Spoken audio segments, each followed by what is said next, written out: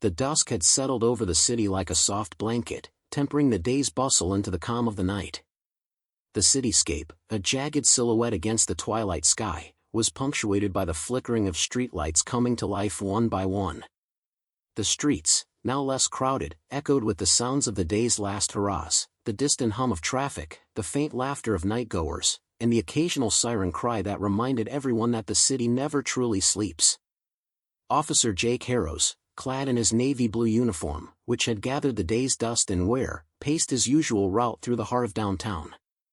His steps were methodical, the product of many years patrolling these streets, each step echoing softly on the pavement. The end of his shift loomed near, and his thoughts had already drifted to the comforts of home, the soft couch, the leftover pizza in his fridge, and the quiet solitude that awaited him. Turning onto a lesser-walked path, a shortcut between the high walls of aging brick buildings, Jake's ears picked up a peculiar sound. It was a soft padding, rhythmic and persistent, cutting through the evening's stillness. He paused, listening, and turned to see a small, scruffy puppy trotting determinedly behind him. Its fur was matted, and it wore an expression of earnest desperation that was almost human. Jake frowned, both puzzled and intrigued. He expected the little creature to stop or run off as he turned, but instead, it sat down, its tail wagging slowly, looking up at him with big, pleading eyes. "Hey there, little guy," Jake greeted, his voice softening despite himself. The puppy's ears perked up at the sound of his voice, and its tail wagging increased in speed. "Shouldn't you be at home?" Jake asked rhetorically, scanning the empty street for any sign of a worried owner in pursuit. Seeing no one, he sighed and crouched down to the puppy's level, extending a hand cautiously. The puppy sniffed his hand curiously, then, encouraged by Jake's gentle demeanor, edged closer to nuzzle his palm. "Lost, are you?" Jake murmured, gently examining the puppy for a collar or any identification. Finding none, he stood, unsure of what to do next. The regulations were clear: no pets allowed back at the station, and his apartment had a strict no-pets policy. Yet, as he took a step to continue on his way, the puppy followed, its steps small but determined. Jake stopped and looked down at his new shadow. "I really can't take you with me," he told the little dog, though his tone lacked conviction. The puppy sat again, its gaze fixed on Jake, as if understanding his words but choosing to ignore them. Curiosity now piqued by the pup's persistent following, Jake decided to engage a little longer. "What's your story, huh?" he asked, as the puppy cocked its head, looking at him with an almost knowing expression.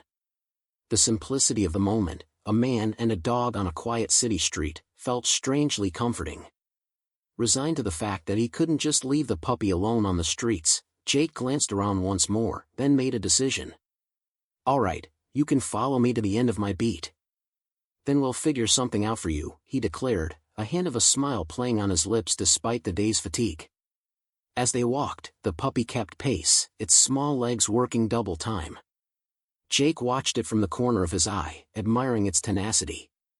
"Got a lot of heart for a little one," he commented aloud, not expecting an answer. At every corner, Jake stopped to check if the puppy would lose interest or perhaps find a scent trail leading it home. But each time, it merely waited for him to resume walking and then tagged along right behind him. It was as if the puppy had appointed Jake as its chosen companion, a silent pact forged without words. An unexpected warmth grew in Jake's chest as he walked the last blocks of his patrol. He thought about the stray dogs he'd encountered over the years, the ones that had found homes with colleagues or through the local shelter. Maybe, he mused, there was a place for this one too.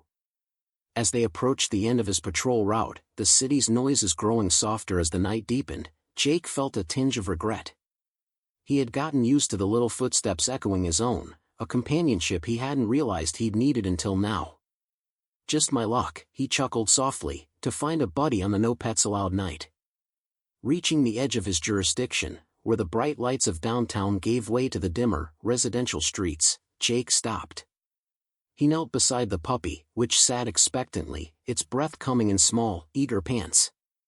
"Okay, friend, this is where I leave you," Jake said, his voice tinged with reluctance. He scanned the area, hoping by some chance the owner would appear, called out by a stroke of fate. but the streets remained quiet, save for the distant sound of a car horn or the faint murmur of a television from one of the nearby homes. The puppy seemed unconcerned by the solitude, its attention fixed on Jake, trusting and unafraid. Jake's heart squeezed. He couldn't just leave it here, alone and vulnerable.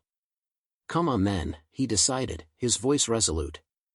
"Let's find you a safe place for the night." He stood, and the puppy sprang to its feet, tail wagging wildly now. As they turned back toward the glow of downtown, Jake felt the day's weariness lift slightly, replaced by a newfound purpose. Tonight, he was more than just a peacekeeper of the streets, he was a guardian to one small, lost soul who had chosen him as its protector. The puppy trotted alongside, its small form casting a long shadow beside Jake's taller, solitary one, two unlikely friends navigating the complexities of a world that seemed a little less daunting together. As they walked, the evening deepened into night, and the city's vibrant pulse slowed to the quieter, rhythmic heartbeat of the late hours. Officer Jake Harrows could feel the familiar weight of fatigue that usually accompanied the end of a long shift. However, the small, scruffy puppy trotting beside him injected an unusual sense of duty that kept his spirits buoyed despite the hour. Jake tried to focus on the path ahead, but his attention was repeatedly drawn to the tiny creature making its way determinedly alongside him. Every so often, he would slow his pace, half expecting the puppy to veer off into the night, distracted by a city sound or a sudden movement.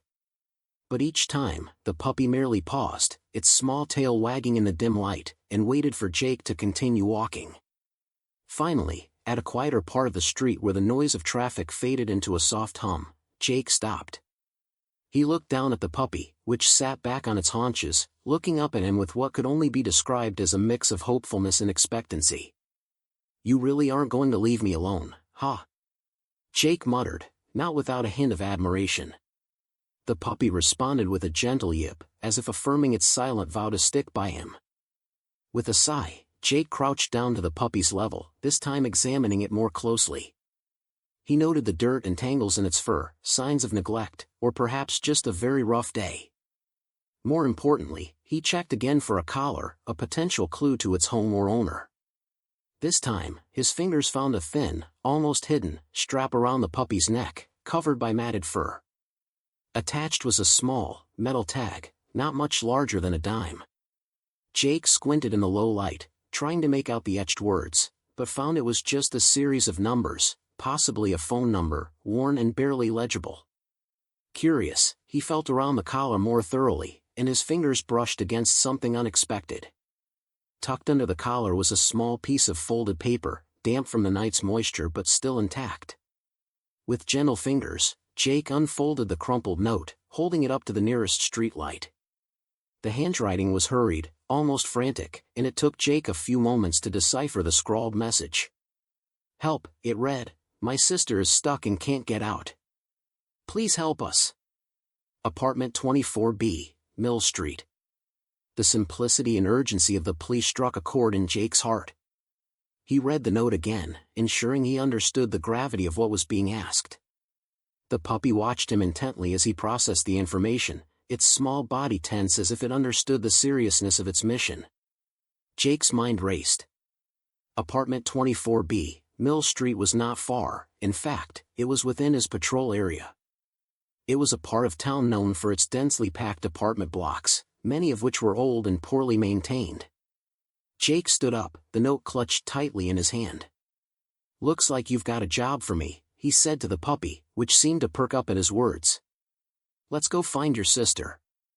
He wasn't just talking to the puppy now, he felt a personal responsibility to address the desperate call for help. The fact that the puppy had chosen him, had trusted him with this task, was not lost on him. It was as if fate had hand-delivered him this mission at the end of his shift. With a new sense of urgency, Jake quickened his pace, the puppy bounding along beside him. As they approached Mill Street, Jake's senses heightened.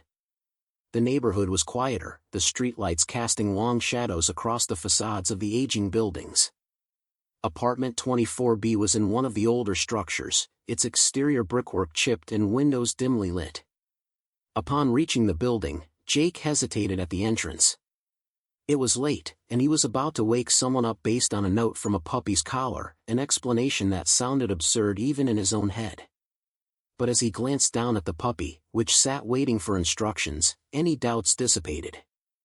This was about more than just following protocol, it was about responding to a human need, however it had presented itself. He entered the building, the puppy close at his heels.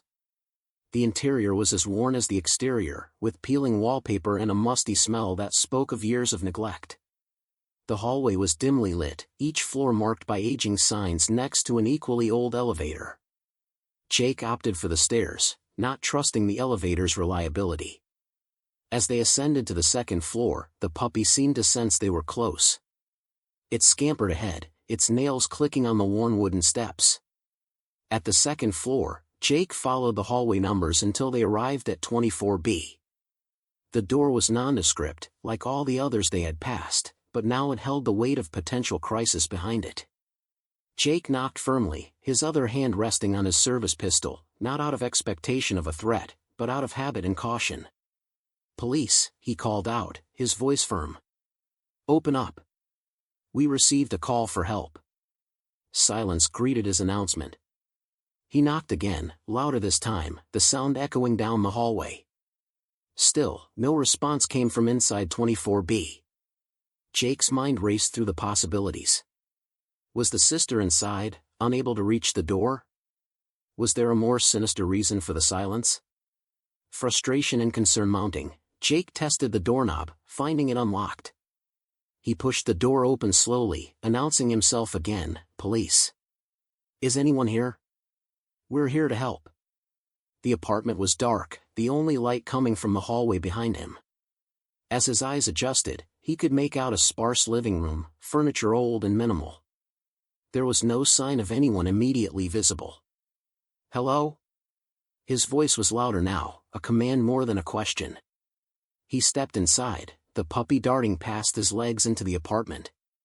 It paused, sniffed the air, then darted down a short hallway that led presumably to more rooms. Jake followed cautiously, every police training scenario running through his mind.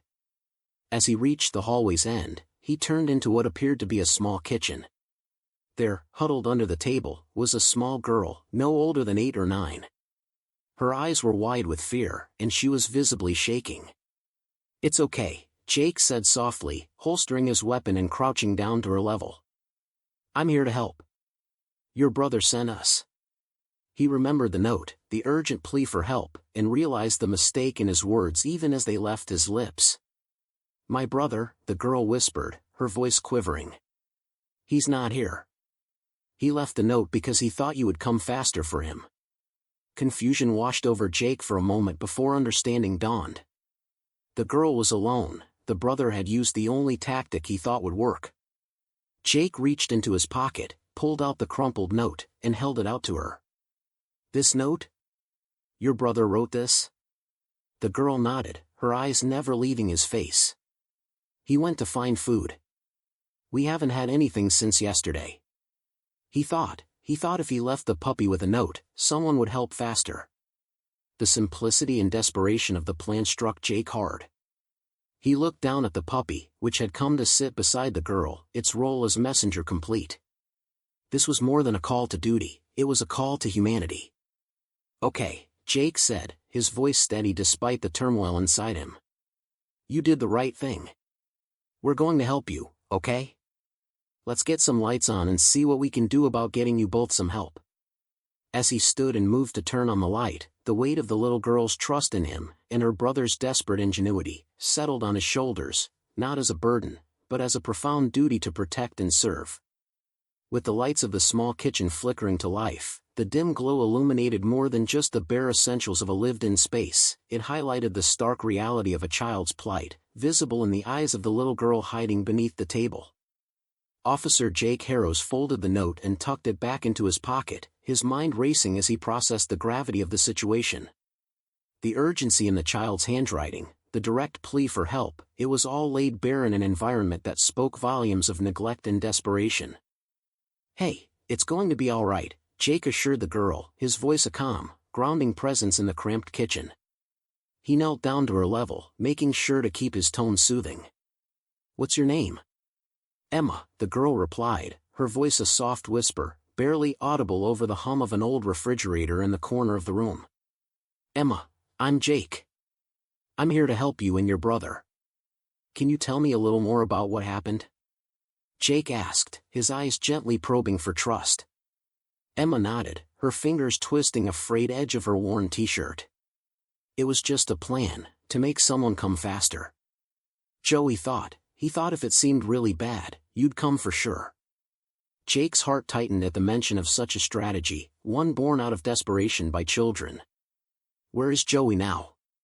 He went to find some food. There's a place, they sometimes give out things late at night, she murmured, her eyes darting to the window as if expecting her brother to appear at any moment. Understanding the gravity of their situation, Jake pulled out his radio with his free hand, keeping his eyes fixed on Emma to maintain the fragile bond of trust they were building. This is Officer Harrows. I need immediate assistance at 24B, Mill Street for 2 minors in distress. Send additional units for a welfare check and alert child services. Acknowledging the dispatcher's response, Jake turned back to Emma. Help is on the way, okay? We're going to make sure you and Joey have everything you need. As they waited for backup, Jake observed the sparse surroundings. The kitchen held little more than a few canned goods, all empty, and the refrigerator was just as barren, with only a few slices of dried bread and a bottle of water. It was clear the children had been fending for themselves for some time. The puppy, sensing the calm, had nestled beside Emma, offering her silent comfort. Jake watched this interaction, reflecting on his own childhood, which had been marked by similar instances of neglect. He understood all too well the resilience and fear that filled such small, determined hearts. His thoughts were interrupted by the sound of approaching sirens and the quick, heavy steps of his colleagues entering the building. 2 officers appeared in the doorway of the kitchen, their expressions a mix of concern and urgency. We've got child services on the line, they're sending someone immediately, one of the officers reported. Good, Jake nodded. And get someone to check the area for her brother, Joey. He's out trying to find food. As the other officers coordinated efforts outside, Jake stayed with Emma, ensuring she felt safe. The presence of uniformed officers could be overwhelming, and he wanted to make sure Emma understood they were here to help, not intimidate. Soon, a social worker arrived, introduced as Ms. Reynolds, a gentle-looking woman with kind eyes and a reassuring smile. She crouched down beside Jake, extending her hand to Emma. Hi Emma, I'm here to help you and your brother. We're going to make sure you're both safe.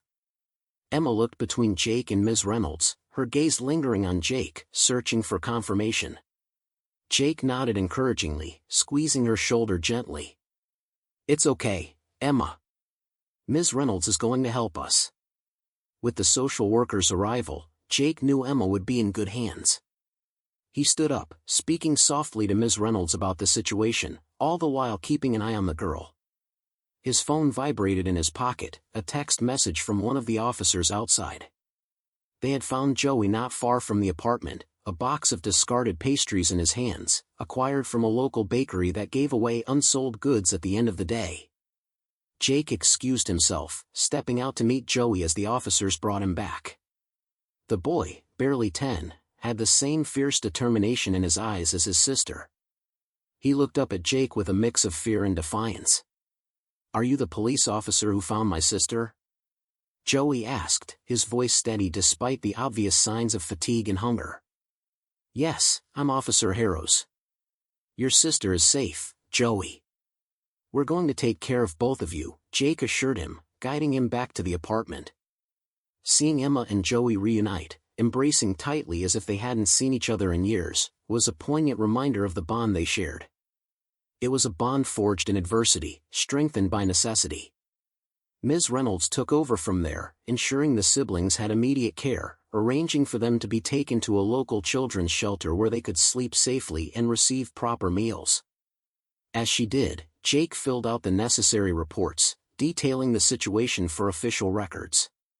His report would be thorough, reflecting not just the night's events, but the systemic issues that had led to such a scenario. As the evening waned into early morning, Jake's shift ended far differently than he had anticipated. He walked back to his patrol car, the puppy trotting beside him.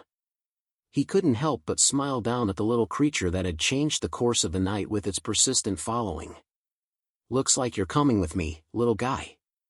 Let's get you checked out and find you a proper home," Jake said, a weary but fulfilled grin on his face as he drove away from Mill Street, the morning light just beginning to crest the horizon.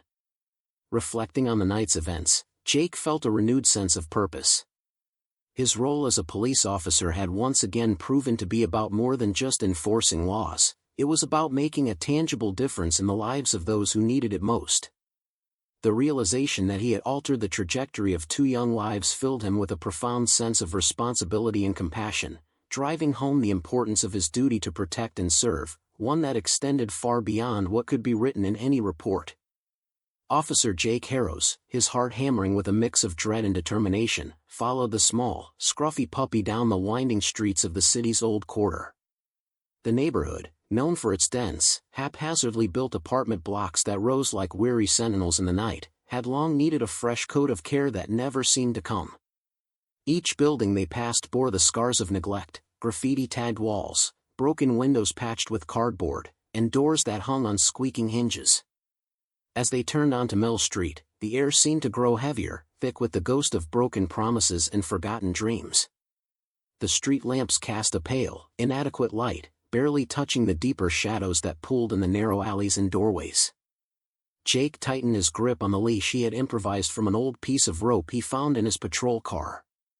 The puppy, sensing the gravity of their mission, pressed close to Jake's leg, its small body tensed as it led him to what could only be described as a tenement building that looked like it might crumble under the weight of its own despair. The entrance was unremarkable, a dark maw in the dimly lit street, save for the flicker of a single, struggling bulb overhead. Jake paused, taking in the sight of the peeling paint and the myriad of buzzers beside the door, many with names long faded or scratched out. He pushed the door, half expecting it to be locked, but it swung open with a mournful creak, revealing a dimly lit hallway that smelled of mildew and something else, something sadder, the residue of lives too tightly packed into 2 small spaces. Jake's boots echoed on the cracked linoleum as he made his way to the stairwell, the puppy's nails clicking beside him. The air grew taller as they ascended the narrow stairs, the wallpaper peeling like dead skin from the damp walls. At each landing, muffled sounds hinted at the lives being lived behind each closed door, laughter here, an argument there, the cry of a baby that tugged at Jake's heart. Finally, they reached the 3rd floor, the puppy stopping at apartment 24B. The door, its paint chipped and faded, bore witness to the passage of countless hands over the years. Jake knocked, his knuckles rapping sharply against the wood. "Police! Open up," he called, his voice firm. There was no answer.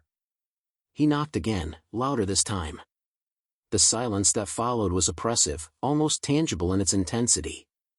With a glance down at the puppy, which stared up at him with those big, soulful eyes, Jake made a decision. He tried the handle, finding it unlocked, and pushed the door open. The apartment was dark, the air inside stale and thick with the odor of neglect. Jake flicked on his flashlight, sweeping the beam across the room. The living area was sparsely furnished, a couch that had seen better days, a small TV on a stand, and not much else. But it was the corner of the room, illuminated briefly by the passing light, that caught his attention: a pile of blankets on the floor, and the slight, unmistakable outline of a child. "Hello? It's okay, I'm a police officer. I'm here to help," Jake announced, stepping carefully into the room. As his eyes adjusted, he saw them, 2 children, a boy and a girl, huddled together under the makeshift blanket fort. They couldn't have been more than 8 or 9 years old, their faces dirty, their clothes little more than rags. The girl, her eyes wide with a mix of fear and hope, clutched a threadbare doll to her chest. The boy, protective even in his fear, wrapped an arm around his sister. Neither spoke, but their eyes tracked every move Jake made. "It's okay, you're safe now," Jake said gently, setting down his flashlight and kneeling so he wasn't towering over them. "Can you tell me your names?" The girl whispered something inaudible, clutching her doll even tighter. "What was that, sweetheart?" Jake encouraged softly. "Lily," she murmured. And then, pointing to the boy, and Joey. Jake nodded, his throat tight with emotion. Lily and Joey, I'm Jake. I found your note, he said, glancing at the puppy, who had wandered over to the children and was nuzzling against them, eliciting a small, tentative smile from Lily. Joey, his eyes meeting Jake's, seemed to gauge whether he could trust this man, this officer who had invaded their small sanctuary. Did you bring food? He asked, his voice small. Yes, we'll get you food, and more, Jake promised, reaching into his jacket to pull out a granola bar he'd stashed there earlier. He handed it to Joey, who took it with shaking hands before breaking it in half, giving one piece to his sister. As Jake watched the siblings share the meager offering, his resolve hardened. No child should ever have to live like this, forgotten by the world, surviving on scraps of food and scraps of hope. He radioed for backup in child services, his voice steady but urgent.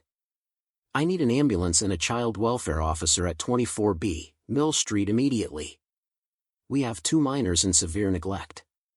As they waited for the services to arrive, Jake stayed with Lily and Joey, trying to reassure them that things were going to get better. The puppy, seemingly aware of its role in their rescue, curled up beside them, a small, warm presence in the cold, dim room. When help finally arrived, Jake helped coordinate the care of the children, ensuring they understood they were no longer alone. As the paramedics checked Lily and Joey, and a social worker began to organize foster care, Jake stepped outside the apartment, his heart heavy but hopeful. The night was still dark, the street quiet as he walked back down the stairs, the weight of the evening's events pressing down on him. Yet, in the weight, there was also a lifting, a sense of purpose fulfilled. He had changed the course of 2 young lives tonight, not just through the duty of his badge, but through the compassion of his heart. As he reached the street, the first hints of dawn touched the sky, painting it with the promise of a new day. Jake looked back at the building, its decrepit exterior hiding the precious lives he had just left. He knew he would return, not just to follow up, but because tonight had changed him, and had reminded him of why he wore the badge. With a deep breath, he walked toward his patrol car, the puppy trotting beside him. Together, they stepped into the growing light, ready to face whatever the day would bring, fortified by the night's trials and triumphs. The early morning light filtered through the city's sleepy haze, casting long shadows across the sidewalk as Officer Jake Harrows walked back to his patrol car, the scruffy puppy now officially in his care trotting beside him. His mind replayed the events of the night, each moment etched with the acute clarity that comes with profound experiences. The sight of Lily and Joey, so vulnerable yet resilient, stirred a deep emotional response within him, highlighting the stark reality of his job's impact on real lives. As Jake reached his car, he paused, taking a moment to collect his thoughts. The weight of responsibility, always a part of his role as a police officer, felt heavier today. He had seen firsthand the neglect and desperation that could hide behind the city's anonymous apartment doors, a reality far removed from the routine paperwork and patrol duties that filled his days. The decision to contact Child Protective Services had been immediate, a necessary action to ensure the safety of the children. But as he waited for their arrival, Jake had felt a growing connection to Lily and Joey. The presence of the puppy, which he had started to think of as Buddy, seemed to comfort the children immensely, serving as a non-threatening bridge between their world and his own. Buddy's gentle nature and willingness to cuddle close to the kids had helped to ease their fear, allowing Jake to communicate with them more effectively. In the aftermath, as social workers and paramedics bustled about the apartment, Jake had stayed close, answering Lily's questions about what would happen next and reassuring Joey that they were safe now. The bond that formed in those early morning hours was unexpected, and as Jake watched the children being carefully examined by the paramedics, he felt a paternal instinct kick in, a desire to protect and nurture that he hadn't known he possessed. The social worker, Ms. Reynolds, had been efficient and kind, her experience with such cases evident in her calm demeanor and gentle way with the children. She had thanked Jake for his vigilance and quick action, which had likely saved the children from further harm. As she led them away to a waiting vehicle, which would take them to a temporary foster home, Lily had hugged Jake tightly, her small arms surprisingly strong. "Thank you, Officer Jake," she had whispered, her voice muffled against his uniform. Joey, less demonstrative but equally grateful, had given him a solemn nod, his eyes meeting Jake's with a depth of understanding that went beyond his years.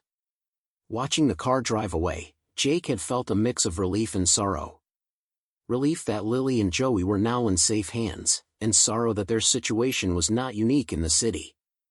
There were likely more children out there enduring similar hardships, waiting for someone to notice, to care. As he drove back to the station, the puppy now sitting quietly in the passenger seat, Jake reflected on the impact of the night's events on his own emotions. He had joined the police force to make a difference, a cliché perhaps, but true. Yet, so often, the job involved dealing with the aftermath of crimes, responding to emergencies, or managing chaotic situations. Rarely did he feel as though he had genuinely changed the trajectory of someone's life as he had tonight. The experience had also made him introspectively examine his personal life. Always a bit of a loner, Jake had kept his emotional life neatly compartmentalized, separate from his professional duties. But the connection he had formed with Lily and Joey, even in such a short time, hinted at a depth of feeling he hadn't accessed in years. Back at the station, after filing his report and ensuring that Buddy was settled comfortably in a makeshift bed, Jake sat at his desk, the quiet hum of the early morning precinct around him. He thought about the days ahead. He would follow up on Lily and Joey's case, of course. He would make sure they were adjusting to their new situation, that they received the care and support they needed. And he would visit, not just as Officer Harrows, but as someone who cared deeply about their well-being. And what of the puppy? Taking in Buddy was a spontaneous decision, driven more by emotion than practicality. Yet, as Jake watched the small dog sleep peacefully, he realized that Buddy had already carved out a place in his life, much like Lily and Joey had in his heart. Reflecting on these emotional ties, Jake acknowledged that this night had changed him. The walls he had built around his emotions, necessary for his job's demands, had cracked, allowing him to feel more deeply, to care more openly. It was a vulnerability he hadn't expected, but perhaps, it was exactly what he needed. The dawn of a new day marked not just a shift change at the precinct but a shift within Jake himself. As he prepared to end his shift, he felt a renewed sense of purpose. His role as a police officer had always been about protection and service, but now it felt more personal, more vital. Jake knew that the path ahead would be challenging. There would be bureaucracy and red tape, the frustration of the system, and the haunting knowledge of other children like Lily and Joey. But there would also be victories, small but significant, in the knowledge that he could make a real difference. As he locked up his desk and prepared to leave, Jake felt a resolve solidifying within him. He would continue to fight for those who couldn't fight for themselves, to be a voice for the voiceless. And he would do it with a full heart, a clear mind, and a loyal puppy by his side. As the weeks unfolded after the rescue of Lily and Joey, Officer Jake Harrows found himself navigating a realm far removed from his usual beat on the streets. The decision to foster the children hadn't been made lightly. It was a commitment that stretched beyond his comfort zone, testing his emotional resilience and demanding a level of care that went beyond the call of duty. Yet, each step in the bureaucratic maze, each form he filled out, and every home visit from social services reaffirmed his resolve. He was determined to provide a stable environment for the children who had unexpectedly captured his heart. The process was arduous, fraught with interviews, background checks, and seemingly endless waiting periods. Jake found himself in the peculiar position of being both a protector of the public and a protector of two vulnerable souls who had no one else. His home, once a bachelor's refuge marked by minimalistic furnishings and a palpable solitude, gradually transformed into a lively habitat resonant with the sounds of childhood. Toys began to populate the living room floor, drawings adorned the refrigerator door, and two new sets of bright bedding filled the previously unused second bedroom. Jake's evenings were no longer spent in the quiet contemplation of a single man's routine but were instead filled with homework help sessions, bedtime stories, and the occasional crisis over misplaced toys or sudden nightmares about past insecurities. Each challenge, though exhausting, was met with a growing sense of fulfillment that Jake had not anticipated. The puppy, whom Lily had christened Hero, became an integral part of their new family, often found snuggled beside Joey at night or playing fetch with exuberant glee in the small backyard. Harrow's presence seemed to provide a therapeutic cheerfulness that brightened their days, and his loyalty and protective instincts were palpable. As Jake observed Lily and Joey one evening, their laughter echoing through the house as they chased Harrow around the living room, he allowed himself a moment of reflection. He thought about the loneliness that had pervaded his life before their arrival. The job had filled his days with purpose, yes, but his home life had lacked the warmth and chaos that now filled every corner of his existence. In taking in Lily and Joey, he had unwittingly filled a void in his own soul, discovering a capacity for love and care he had not known he possessed. One late autumn afternoon, as the leaves outside painted the world in hues of orange and red, Jake sat down with Lily and Joey to discuss their future. It was a conversation he had prepared for meticulously, aware of the weight his words would carry.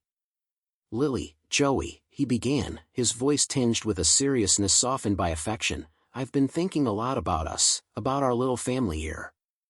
He paused, searching their faces for signs of their feelings. Lily looked up, her eyes wide and attentive. Joey, ever the more reserved of the two, leaned in slightly, his expression curious. "I know things have been really tough for you both, and you've had to deal with so much change," Jake continued, his heart swelling with empathy for the hardships they had endured. "I want you to know that I'm here for you. Not just now, but for as long as you need me. I want to make this official, to be your foster dad, if that's okay with you both." The room fell silent, the magnitude of the moment settling around them like the gentle fall of evening. Lily's eyes brimmed with tears, and she nodded vigorously, throwing her arms around Jake's neck. "Yes, please," she whispered, her voice muffled against his shoulder. Joey, his own eyes glistening with a rare vulnerability, moved closer and placed a small hand on Jake's arm. "Thank you," he said simply, the depth of his gratitude evident in his quiet tone. The process that followed was smoother, buoyed by the initial legal groundwork Jake had laid down. When the day came for the court hearing to officially recognize Jake as their foster father, the children dressed in their best clothes, their faces bright with nervous excitement. Jake, wearing a suit for the occasion, held their hands as they entered the courthouse, his pride in their bravery and resilience nearly overwhelming him. The judge's words, affirming Jake's new role as their legal guardian, echoed in the high-ceilinged room, marking a new chapter for them all. As they walked out of the courthouse, Lily and Joey each holding one of Jake's hands, they stepped into a future that promised not just stability but the warmth of a family, something all three had been missing in their lives. That evening, back at home, they celebrated with a simple meal, pizza, at the kids' request, and a small cake that Jake had clumsily decorated himself. They ate in the dining room, which was adorned with a few balloons and a handmade banner that Lily and Joey had crafted, reading "Family Forever." As they settled down for the night, Jake tucked them into bed, Harrow already curled up at the foot of Joey's bed, his tail thumping softly in contentment. The house was quiet, the only sounds the gentle breathing of children at peace and a dog dreaming of tomorrow's adventures. Standing in the doorway, Jake felt a profound sense of peace. He turned off the light, the soft glow of the nightlight casting a warm hue over the sleeping figures. "Good night, kids," he whispered, his voice thick with emotion. "Dad loves you." He closed the door softly, leaning against it for a moment, allowing the full impact of his journey, from solitary officer to devoted father, to wash over him. In the silence of the hallway, with the echoes of laughter still lingering in the air, Jake knew without a doubt that he had found his life's greatest calling. Turning away, he walked down the hall to his own room, each step lighter than the last, a man transformed by love, duty, and the unexpected joy of a family made not from blood but from bonds forged in the heart of challenge and care. In that quiet night, as the first stars appeared in the twilight sky, Jake Harrows was no longer just a police officer, he was a father, a protector, a hero in the eyes of two children who had changed his world forever.